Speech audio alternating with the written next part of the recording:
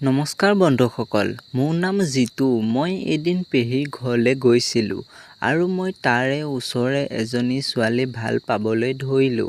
তাই পেহীৰ ঘৰলৈ আহি থাকে। এদিন তাই পেহীৰ ঘৰলৈ আহিছিল আৰু মই তাইক দেখি পাগল হৈ গ'লোঁ। তাইৰ নাম দীপালি আছিল। বয়স বেছি হোৱা নাই, প্ৰায় 22-23 বছৰমান হ'ব। দেখিবলৈ বহুত ধুনীয়া আৰু মৰমীয়াল আছিল। পেহীয়েও তাইক বহুত মৰম কৰিছিল। সেইবাবেই পেহীৰ ঘৰলৈ তাই প্ৰায় আহি থাকে আৰু মই পেহীৰ ঘৰত প্ৰায় 1 মাহমান আছিলোঁ। মোৰ পেহীৰ ঘৰৰ পৰা আহিবলৈ মনেই নাযায়, কাৰণ মই তাইক দেখি থাকোঁ। মই তাইক মনতে ভাল পাওঁ। এদিনো তাইক সোধা নাই তাই আকৌ কি কয়।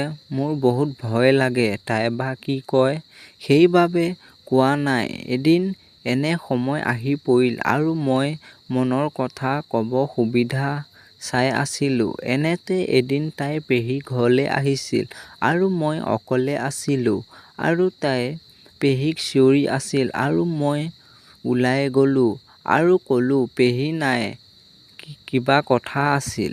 তাই ক'লে, নাই, এনেই আহিছিলোঁ। মই ক'লোঁ, আহা নহ'লে, বহাহি, পেহী আহি পাবহি হ'ল আৰু তাই বহিলহি। মই ক'লোঁ, চাহ খাবা?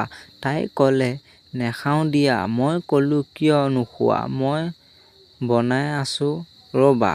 তাই ক'লে, মোৰ ভাল লগা নাই মতা মানুহটোক চাহ বনাব দিয়া। মই ক'লোঁ, তেনেহ'লে বেয়া লাগিছে যদি তুমিয়ে বনাব পাৰা। তোমাৰ নামটো কি নো? মই অতসময় তোমাৰ নামটো সুধিব পাহৰিয়ে আছোঁ। তাই ক'লে, মোৰ নাম দীপালি আৰু তোমাৰ নাম? মই ক'লোঁ, মোৰ নাম জিতু। তুমি জিতু বুলি মাতিলেই হ'ল। তাই ক'লে, হয় নেকি? মই ক'লোঁ, তাইক মই চাহ বনাবলৈ দিলোঁ আৰু তাই না নকল। তাই চাহ বনাই আনিলে আৰু আমি দুয়ো একেলগে বহি চাহৰ সোৱাদ ল'লোঁ আৰু আমি ইজনে সিজনক ভালদৰে চিনাকি হ'লোঁ। তাইও পেহীৰ ঘৰলৈ আহি মোৰ লগত চিনাকি হ'ল আৰু ময়ো পেহীৰ ঘৰলৈ আহি এজনী মনে মিলা ছোৱালী পালোঁ। তাই মাজে সময়ে পেহীৰ ঘৰলৈ আহি থাকে আৰু ময়ো তাইক কাষতে পাই বহুত আনন্দ পাওঁ। এনেদৰে প্ৰায় 1 মাহমান হ'ল আৰু মই তাইক মনৰ কথা ক'বলৈ সাহস গোটালোঁ আৰু এনে এদিন সময় আহি পৰিল, মই তাইক কৈ দিলোঁ আৰু তাই মোক য়েছ দিলে।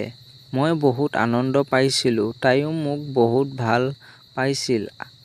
আমি দুয়ো বহুত সুখী হৈ পৰিলোঁ। ৰাতি আমি দুয়ো বহু টাইমলৈকে SMS কৰোঁ। তাইও বহু দেৰিলৈকে থাকে। এনেদৰে পেহীৰ ঘৰলৈ গৈ মই দীপালি নামৰ ছোৱালীজনীৰ প্ৰেমত বেয়াকৈ পৰিলোঁ। বন্ধুসকল, নেক্সট এপিছডটো শুনিবলৈ চেনেলটো ছাবস্ক্ৰাইব এণ্ড লাইক কৰিবলৈ নাপাহৰিব। নমস্কাৰ বন্ধুসকল।